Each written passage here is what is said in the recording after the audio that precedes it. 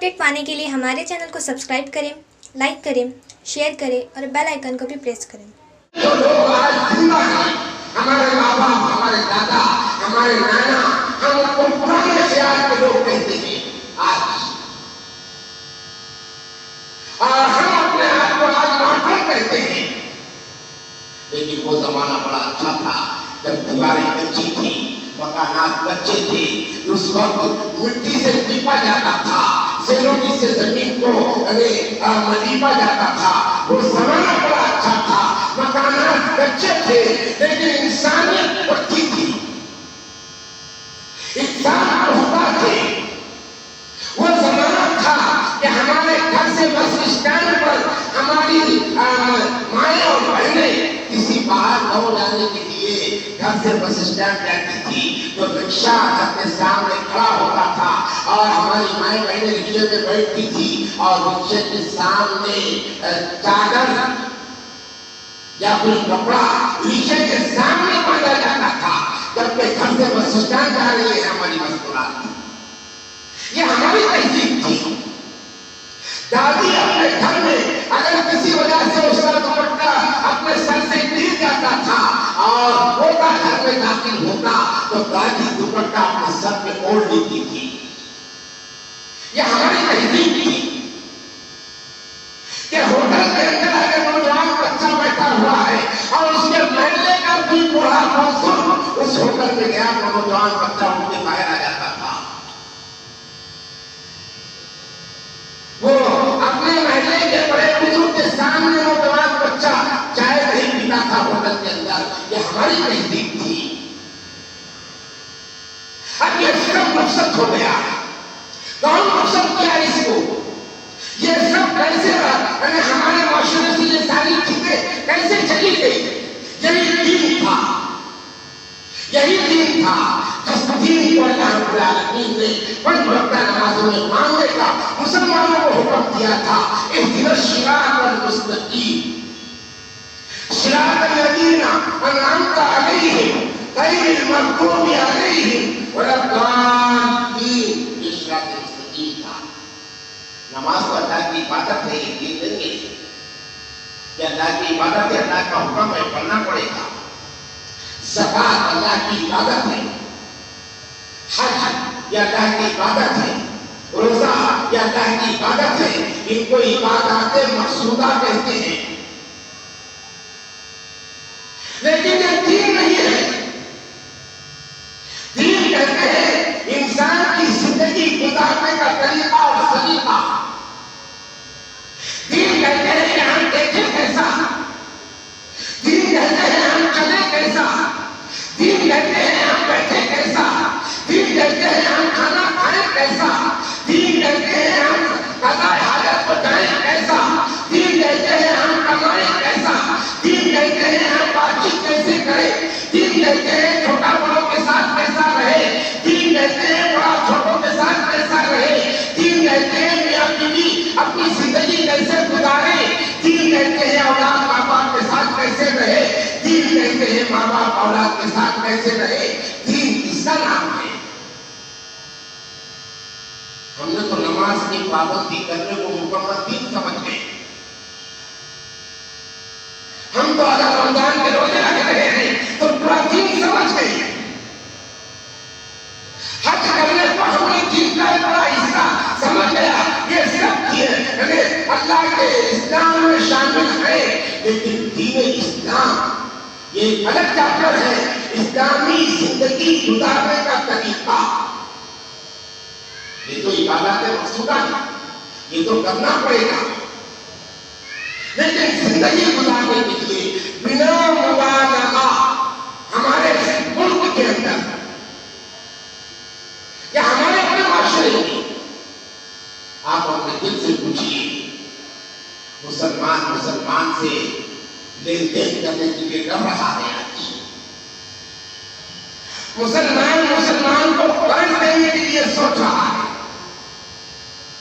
مسلمان کے ساتھ معاملہ کرنے کے لیے سوچ رہا ہے، کیونکہ یہ بھی چوبے والا ہے، وہ بھی چوبے والا ہے، یہ بھی داڑھی والا ہے، وہ بھی داڑھی والا ہے، یہ بھی ٹوپی والا ہے، وہ بھی ٹوپی दूसरे के साथ मादी मामला करने के लिए सोच रहे हैं, ये हमारी हालत होगी। आज हमारे बच्चों का क्या हाल हुआ कि बाप अगर बच्चों को उसकी गलती पर डांट रहा है और बच्चा थोड़ा सा बड़ा हो गया, बच्चे को गुस्सा आ रहा है और बच्चा घर छोड़ के चला जा रहा है। हमारी बेटियां माँ बाप के कोख से चली जा रही है, किनके साथ जा रही है? जिनको कल हम इस तरह पानी डालते थे और वो इस तरह पिया करते थे, उनके साथ में हमारी बेटियां जा रही है। जिनको हमारे कुएं से पानी भरने की इजाजत नहीं थी, वो सही था या नहीं कहना हो, वो गलत था, लेकिन जिनका ये हाल था उनके साथ में हमारी बच्चियां जा रही। डोमेरी हो रही, जब हमने अपने अंदर बंधन बना दिए थे, शेख पठान को बेटी नहीं दे सकता, खुदा ने तो नहीं कहा था। पठान सैयद को बेटी नहीं दे सकता, खुदा ने तो नहीं कहा था। पेशा और तिजारत की बुनियाद पर हमने अपने अंदर जाते बना दी थी कि ये शेख है, ये अब्बास है, ये मनिया है, ये कुरैशी है, ये बागबान है। ये जाते नहीं थी, ये पेशे थे, ये तिजारत के तरीके थे।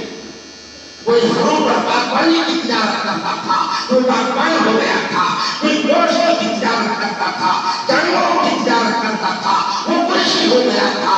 कोई अगर कटलरी और दूसरे सामान की तिजारत करता था, वो अवतार बन गया था।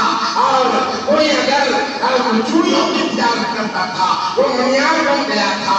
ये तिजारत के शोबे थे, ये जाते नहीं थी। हमने उसको जाते बना दिया था। आज तक हमारे समाज के अंदर वो नहुसत चल रही है, और इस नहुसत को अगर कोई तोड़ा है तो तुमने मजहब की आवाज पर आवाज़ नहीं था, तुमने मजहब की आवाज पर इस इन दूरियों को दूर नहीं किया। ये दुनिया अगर कहीं दूर हो रही है तो माल की बुनियाद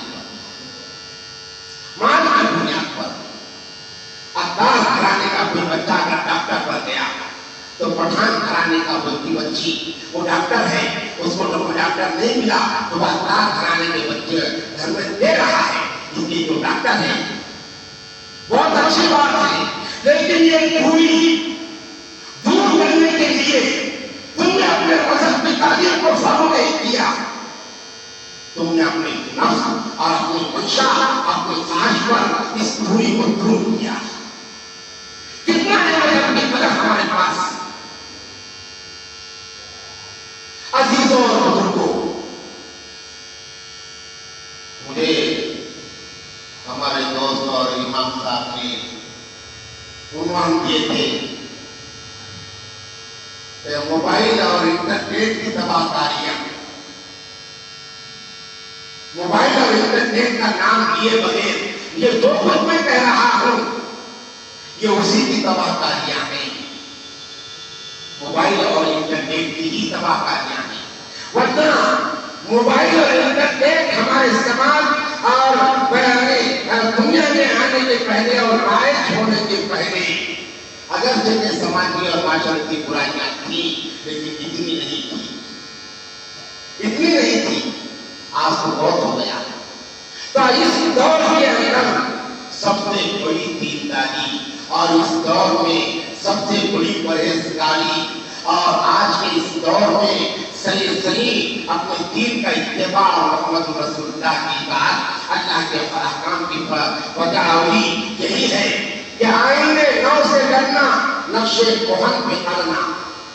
आईने नौ किसका है? आईने नौ इजराइल का है, आईने नौ अमेरिका का है, आईने नौ यहूद का है, आईने नौ नसारा का है। जो दज्जाल के बरसदार होंगे और जो दज्जाल के फौजी होंगे, जो आज के दज्जाल के इस्तेमाल के लिए सब बसता है और खड़े हुए हैं, आईने नौ उनका है। ये हमारे जवानों के करने का तरीका ये दज्जालियों का है। हमारे जवानों के हाथों में कड़े ये दज्जालियों की तहजीब है। ہمارے جوانوں کی یہ ٹی شرٹ کہ اگر وہ رکوع سجدے میں جا رہا ہے تو اس کی کمر کھلی کی رہی ہے، یہ دجالیوں کا طریقہ ہے۔ ہماری بیٹیوں کی یہ تہذیب اور ہماری بیٹیوں کا یہ ڈھانچہ اور ہماری بیٹیوں کا یہ لباس اور ہماری بیٹیوں کا یہ کلچر اور یہ رہن سہن، یہ دجالیوں کا طریقہ ہے۔ ہماری مائیں اور بہنوں کا بے محابہ ہوٹلنگ کرنا، شاپنگ کرنا اور باہر آ جانا، یہ دجالیوں کا طریقہ ہے، یہ ہمارا طریقہ نہیں ہے۔ ہم کو تو اسلام نے طریقہ دیا تھا، وہ کرنا فی بیوتکن ولا تبرجن تبرج الجاہلیۃ الاولى، یہ سب دجالیوں کا طریقہ ہے۔ آج کی سب سے بڑی عبادت آئینے نو سے ڈرنا۔ ہمارا نوجوان اللہ کے نبی کی جیسے بات رکھے، ہمارا نوجوان اپنا لباس اسلام کے مطابق کرے، ہمارا نوجوان اسلامی تہذیب اور ثقافت اور اسلامی کیا اس کو اختیار کرے۔ ہماری بچیاں ہم اس نہج پر لے کر کے آئے اپنے بچیوں کو۔ کل ہماری بیٹی کا انتقال ہوتا تھا تو ہماری بیٹی کہتی تھی کہ میرے جنازے کو رات کی تاریکی میں اٹھانا تاکہ میری نعش پر بغیر محرم کی نظر نہ پڑے۔ اور وہ دنیا کی سب سے پاک باز اور دنیا کی سب سے بڑی بیٹی کہتی تھی کہ علی اس بات کو یاد رکھنا کہ مجھے جب قبر میں اتارا جائے کسی نامحرم کا میری نعش کو ہاتھ نہ کرنے دینا۔ یہ ہماری تہذیب تھی۔ کیا ہوگا؟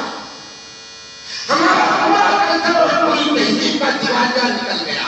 یاد رکھو مسلمانوں، تمہاری نمازیں محض اللہ کے پاس نجات دلانے والی نہیں ہے۔ ہماری یہ تسبیح، ہماری تقدیس اور ہماری یہ عبادتیں محض اللہ کے پاس نجات دلانے والی نہیں۔ آج دنیا کی اصل جنگ جو ہے وہ تہذیب کی جنگ ہے، وہ تمدن کی جنگ ہے، وہ رہن سہن کی جنگ ہے۔ اور اس جنگ کو اگر ہم فتح کر سکتے ہیں تو موبائل اور انٹرنیٹ کا جائز اور صحیح استعمال، اور جائز اور صحیح استعمال کون کرے گا؟ یہ تو دکھ ہے، یہ تو المیہ ہے جو میں یہاں چاہتے ہوئے بھی نہیں کہہ سکتا، نہیں کہہ سکتا۔ اس لیے کہ جن پہ تکیا تھا وہ بدلے ہوا دے دیتے، اس لیے نہیں کہہ سکتا کہ میں جب موبائل کو کھلونا بنا کر چلوں گا تو میری اولاد جسمانی اور میری روحانی اولاد کو کیا کرے گی؟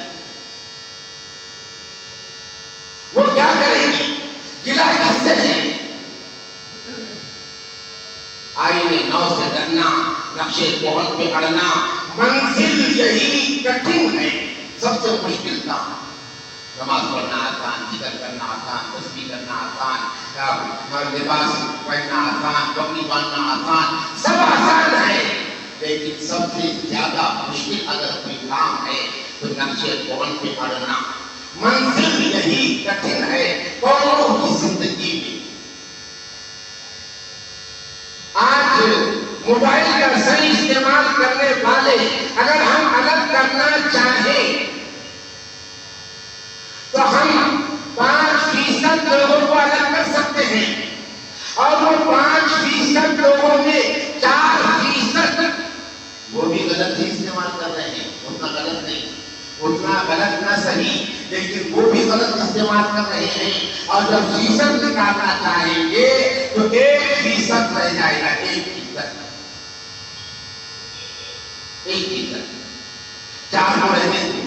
95% ہمارا سماج موبائل کا ناجائز اور غلط استعمال کر رہا ہے، جس کی وجہ سے ہمارا پورا سماج تباہ برباد ہو گیا۔ 95% ہمارا سماج نیٹ کا غلط استعمال کر رہا ہے، جس جس کی وجہ سے ہمارا سماج برباد ہو گیا. ساری چیزیں یہ نوجوان لوگ لے کے آ رہے ہیں کہ مولانا یہ بچہ سن رہی نہیں, سن رہی نہیں, کیا کرے گا یہ عامل لوگوں کو موقع ہونا ہے, اس کو حکم کر دیا, اس پہ اثر ہو گیا. کیونکہ ہمارا تو مان رہے ہو, اگر ہم اثر ہوا نہیں بولیں گے تو لوگ ہمارے پاس آئیں گے کیسا؟ اگر ہم بولیں گے اس کو کسی نے کیا نہیں تو لوگ آئیں گے کیسا؟ یہ بھی تو ہمارے کو بگاڑنے کے لیے بیٹھا ہوا ہے. کم سے کم یہ بھی نہیں سمجھا رہا ہے کہ یہ تو موبائل کی دین ہے. نہیں, یہ بھی تو ڈاکو بن کے بیٹھ گیا, عقیدہ بگاڑ رہا ہے, عقیدہ بگاڑ رہا ہے. سچائی یہ ہے, ٹھیک ہے, اسرار, سحر, جادو, میں اس کا انکار نہیں کرتا, لیکن سچائی یہ ہے کہ 95% ہمارا سماج 95% وہ موبائل اور انٹرنیٹ کا شکار ہوا ہے, اور 5% میں 5% کی نہیں 1-2% وہ چیزیں ہو سکتی, 1-2%, 95%. طلاق کی شرح ہمارے پاس اس سے پہلے بہت کم تھی, آج طلاق کی شرح بہت زیادہ ہو گئی. اس میں یہی موبائل ہے جو ماں نے باپ نے اپنے بچی کو دیا, شوہر لے کر نہیں دے رہا تو ماں باپ نے لے کے دی, یہ لے بیٹی بات کرتے جانا, بات کرتے جانا. یہ طلاق موبائل ہے. اور ہمارے بزرگوں نے محنت کی تھی, سنویدھان اور ہندوستان کے آئین کی روشنی میں ہم نے دارالقضاء قائم کیے تھے, کیونکہ اس جہاں میں جو ہماری عدالتیں اور ہم لوگ ہیں وہاں مسائل حل ہونے کے لیے سالوں لگ جاتے ہیں. تو ہم نے اپنے آئینی مسائل حل کرنے کے واسطے دارالقضاء قائم کیے. ہندوستان کا آئین اجازت دیتا ہے. بڑے افسوس کی بات ہے کہ کل تک دارالقضاء میں بہت کم کیسز آتے تھے, لیکن جب سے 3 طلاق کا قانون پاس ہو گیا تو دارالقضاء یہ بھی اسلام کا احکام کو بدلنے کا ذریعہ بن گیا. طلاق کا مسئلہ دارالقضاء میں خدا کا مسئلہ بن گیا. کیوں؟ ان کا ڈر ہے اگر طلاق کا مسئلہ اس کو یہاں بنایا جائے گا تو یہاں تک جائے گا نا. گورنمنٹ کے قانون میں طلاق شوہر کو دینا ہے, لیکن بچی والے کو سمجھا بنا کے اس کو کھلا قابو دینے. یہ بھی تو اللہ کے احکام میں تبدیلی ہے. کہاں جائے گی, کہاں جائے, کدھر جائے, کسی آواز دے, اے ہجوم نامرادی کی بہت گھبرائے ہیں, کہاں جائیں گے؟ دارالقضاء کو اسلامی احکام کی وقع کے لیے قائم ہوئے تھے. دارالقضاء میاں بیوی کے رشتوں کو مضبوط کرنے کے لیے قائم ہوئے تھے. دارالقضاء قرآن کے مطابق فیصلے صادر کرنے کے لیے قائم ہوئے تھے. جہاں ہماری عقل نہیں چلے گی, جہاں ہماری ہوشیاری نہیں چلے گی, لیکن یہاں بھی تو تم نے عقل اور ہوشیاری کو دعوت دے دیا اس لیے کہ وہاں بچانا ہے, وہاں بچانا ہے, وہاں بچانے کے لیے جہاں اس کو بنا دینا ہے. اس کے سوا شکل کیا ہے؟ یہاں تک ہم آ گئے. اس لیے بزرگ اور دوستوں بہت بڑی بیماری ہے موبائل اور انٹرنیٹ. اس سب اس کا دخل ہے, بہت بڑی بیماری ہے. یہ کرونا وائرس نہیں, یہ لا علاج کینسر ہے, لا علاج سماجی کینسر ہے, اور یہ انہوں نے دیا ہوا ہے. اس لیے یا ایھا الذین آمنوا قوا انفسکم واہلیکم نارا, کہ مسلمانوں بچاؤ یہ بڑھتی ہوئی آگ سے. یہ جو نہیں نظر آنے والی آگ ہے جس سے پورا سماج خاکستر ہو رہا ہے, اس آگ سے پیدا ہونے والے بچے سے لے کر تو قبر میں جانے والے بوڑھے تک کا پورا جب پورا ہمارا سماج جھلس رہا ہے. اب اس سے بچانا ہے. کیسے بچائیں, کیسے بچائیں؟ یہ صرف علماء کی ذمہ داری نہیں ہے. یہ آج ملت کے ہر فرد کی ذمہ داری بن گئی. ملت کے ہر فرد کی ذمہ داری ہے، کسی ایک کی نہیں۔ اپنے گھر کا ہر فرد انذر عشیرتک الاقربین، جو پہلی آیت نازل ہوئی تھی، اپنے گھروں سے دین کا کام کرو۔ آج وہی دور آیا ہے کہ بدا الاسلام غریبا وسيعود غریبا، اسی طرح اللہ کے نبی نے اشارہ فرمایا تھا کہ اسلام غربت عالم میں شروع ہوا اور آخر میں بھی اسلام غربت عالم میں پہنچے گا۔ آج یہی دور آیا ہے جس کی بشارت اور جس کی وضاحت اللہ کے نبی صلی اللہ علیہ وسلم نے فرمائی تھی۔ لہذا ملکوں کا سفر کرنے والوں کو اپنے گھروں کا جائزہ لینے کی ضرورت ہے۔ گھر چل رہا ہے، گھر جھلس رہا ہے، ہر فرد اپنے گھر کا جائزہ لے، اپنے گھر کی مائیں بہنیں اور بیٹیوں کا جائزہ لے، اپنے گھر کے جوانوں اور بچوں کا جائزہ لے۔ جب ہر فرد اپنی ذمہ داری کو محسوس کرے گا، یہی ایک طریقہ ہے اپنے سماج کو دوبارہ سدھارنے کا۔ ورنہ مسجد میں بیانات اور یہ ہمارے یہ سب واقعی اپنی کوشش سے سمجھ کے کر رہے ہیں، ہمارے بڑے اجتماع کر رہے ہیں، جنت والے اپنے نہج میں کوشش کر رہے ہیں، پرسن اللہ والے اپنے نہج میں کوشش کر رہے ہیں، اور ہمارے کرام انفرادی اجتماعی طور پر کام کر رہے ہیں۔ یہ سب کاموں کا مقصد آپ یہ سمجھیے کہ آپ کو بیدار کیا جا رہا ہے کہ ہر گھر کا ذمہ دار، اللہ کے نبی نے جن کو آواز دیا تھا کلکم راعٍ وکلکم مسئول عن رعیتہ، تم میں سے ہر ایک ذمہ دار ہے اور ہر ایک کو اپنے ماتحت جو ہے بیٹا بیٹی بہو اور اپنے گھر کی مستورات اور گھر کے بچے بڑے چھوٹے، ان کی نگرانی کرنا پڑے گی ہر ایک۔ اس کے لیے بزرگوں اور دوستوں چند باتیں ایک تو اپنے گھروں میں آپ باضابطہ طور پر تعلیم کا آغاز کیجیے، ساری مستورات کو تقدیم دے کر، منتخب ہے، فضائل اعمال ہے، بہشتی زیور ہے، چھوڑ دو وہ سارے جھگڑے، امارت کے، شورا کے، دیوبند کے، سہارنپور کے، جنت کے، دو اسٹیج کے، یہ سارے جھگڑے چھوڑ دو، اس لیے کہ یہ سب ان کے اپنے دور پر ہے، ان کے فکر نظر ہے، لیکن وہ جو پیغام سب مل کر کے دے رہے ہیں وہ ایک پیغام ہے اور وہ ہے اصلاح کا پیغام۔ ہم بس اس پیغام کو لے کر کے چلیں، اپنے گھروں میں بہشتی زیور، منتخب یا فضائل کی تعلیم شروع کرو، اپنے بچوں کو پابندی سے مکاتب میں بھیجو اور اسکولوں کے اندر بھیجو اور اس کی نگرانی کرو۔ اسکول میں ہمارا بچہ کیا کر رہا ہے؟ اب مطمئن رہنے کا دور نہیں ہے، اپنے بچوں کے پاس اللہ کے لیے موبائل مت دو، اپنی بیٹیوں کے پاس کالج اور اسکول جانے وقت اللہ کی قسم تم سب لوگ موبائل مت دو۔ اپنے گھر کے اندر بیٹی اور بچے اگر موبائل کا استعمال کر رہے ہیں ان کی نگرانی رکھو۔ اپنے گھر میں وہ کمپیوٹر اور لیپ پر بیٹھے ہوئے ہیں تو ان کی نگرانی رکھو۔ تم سو جانے کے بعد بچی کیا کر رہی ہے موبائل کے ساتھ اس کا بھی ذرا خیال رکھو، اور اسکول کی تعلیم سے بھی بچوں کو محروم مت رکھو کہ پوری نگرانی کے ساتھ۔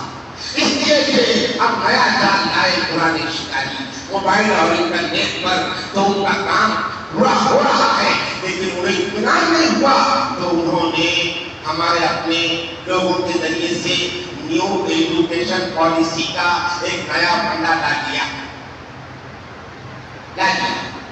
یہ کام ہمارے ان لوگوں کا نہیں ہے، اس لیے کہ ہمارا ملک تو بہت اچھا ہے، ہمارے ملک کے لوگ بھی بہت اچھے ہیں، ہمارے برادران وطن بھی بہت اچھے ہیں، یہ کام ان کا ہے اور ہاتھوں میں کیا ہمارے لوگوں نے، اس لیے کہ ان کے بغیر تو نہیں ہو سکتا۔ نیو ایجوکیشن پالیسی نسلوں کو تباہ کرنے کا یہ بہت بڑا ذریعہ ہے، نسلوں کو تباہ کرنے کا۔ افسوس کہ فرعون کو کالج کی نہ سوچی، یوں قتل سے بچوں کی وہ بدنام نہ ہوتا۔ افسوس کہ فرعون کو کالج کی نہ سوچی، لیکن دل کو روم یا جگر کو میل دونوں سے میری آشنائی ہے، تعلیم کو دینا ہے۔ اس کی پوری نگرانی کے ساتھ اور ہمارے بڑے وہ جماعت کے کام سے جڑے جماعت کے کام میں حضرت مولانا محمد الیاس رحمۃ اللہ علیہ نے فرمایا تھا، تو تفصیل تو نہیں بتا سکتا، فرمایا تھا آج ہم دعوت ادا کریں داعیہ دینے کی، آج ہم دعوت ادا کرنے کی سیاسیہ دینے کی صلاحیت نہیں رکھتے، اس لیے ہم کو دعوت ادا کرنے کی داعیہ کا طریقہ اپنا کر اس سے آغاز کرنا پڑے گا۔ بہت بڑا جامع قول ہے یہ مولانا الیاس رحمۃ اللہ علیہ کا، یہ قول سمجھانے کے لیے مختصر میں بھی اگر سمجھاؤں تو 1 سے 1.5 گھنٹہ لگے گا، اس لیے کہ معمولی انسان نہیں تھے مولانا الیاس، بہت بڑے آدمی تھے۔ بہرحال بزرگوں دوستو، یہاں کا صحبت باقی، اللہ کی دعا ہے اللہ تعالی ہم تمام کو صحیح سمجھ کر صحیح عمل کرنے کی توفیق عطا فرمائے، طاقت نصیب فرمائے۔ وآخر دعوانا الحمدللہ۔